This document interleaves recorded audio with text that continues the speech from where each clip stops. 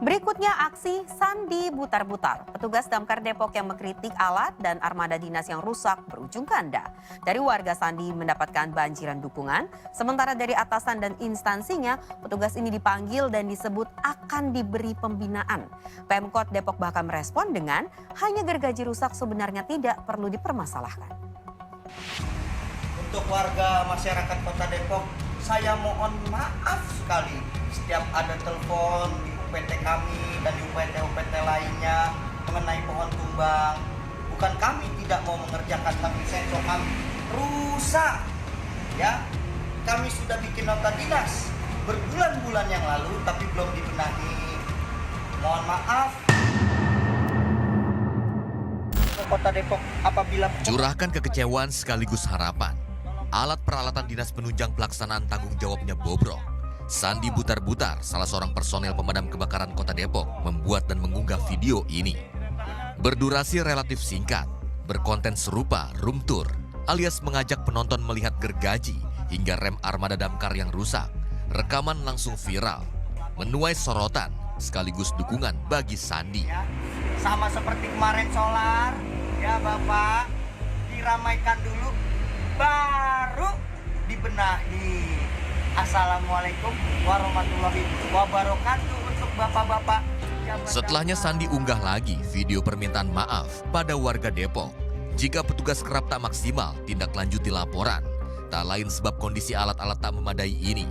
Termasuk meminta tak dekat-dekat armada kebakaran, sebab rem kemungkinan blong. Lagi-lagi sebab kondisi tak memadai. Video makin ramai jadi perbincangan juga tuai kecaman. Bukan bagi Sandi, kecaman meluncur deras ke Pemkot, juga Dinas Pemadam Kebakaran Depok. Disebut kemudian dipanggil, Sandi bergeming dan unggah lagi rekaman ini. Untuk para pejabat Dinas Pemadam Kebakaran, Anda harus berjiwa besar dan berjiwa satria.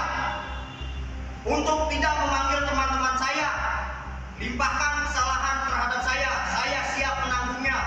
Untuk penegak hukum, untuk tolong periksa bidang operasional dan bidang sarana dan prasarana.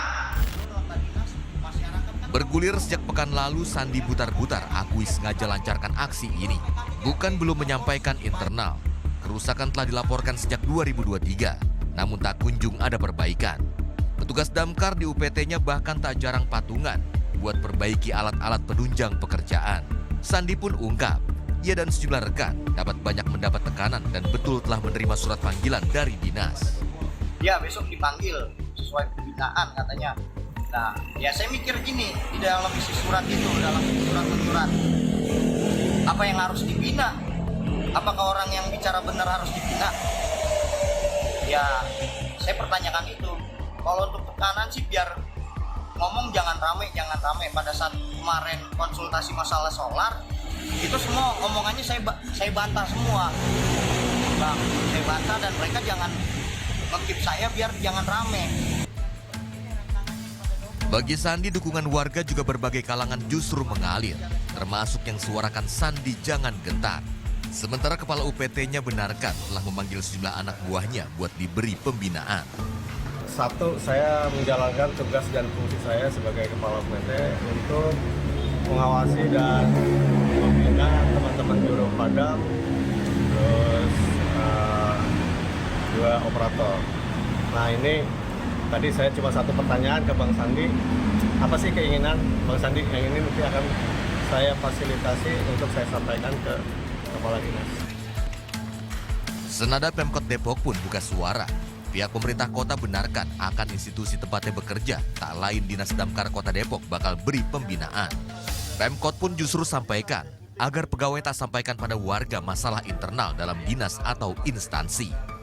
Kemarin yang diviralin alat untuk motong pohon. Kan motong pohon nggak cuma di damkar. Jadi kalau kesulitan di damkar ada kesulitan, kita koordinasi dengan DLHK. Selama ini juga DLHK yang bekerja. Jadi nggak usah khawatir. Ya kita ini kerja nggak sendiri. Kami berharap kalau ada masalah tidak usah dibawa keluar lah ya. Karena ini kan memang lembaga sebaiknya sih memang diselesaikan di dalam ya sebuah etika lah ya. Miris, adalah hak publik mendapat informasi transparan akan masalah dan fasilitas yang dibiayai pajak. Berbagai kalangan termasuk pakar dan praktisi hukum pun kembali soroti respon juga polemik Pemkot dan dinas ini. Tampaknya ada uang penggunaan ya. Penggunaan itu maksudnya ada permintaan uang lah buat pendanaan terhadap perbaikan alat. Tapi ini kalau kabarnya dari si pegawai ini kan sudah lebih dari 4 tahun atau 5 tahun malah belum ada perbaikan. Nah pertanyaannya uangnya kemana? Jadi itulah tanda tanyanya dia. Itu dan dia sampaikan kepada masyarakat Kota Depok. Nah ketika disampaikan kita jadi tahu ternyata selama ini damkar ini nggak ada alat-alat yang di-repair.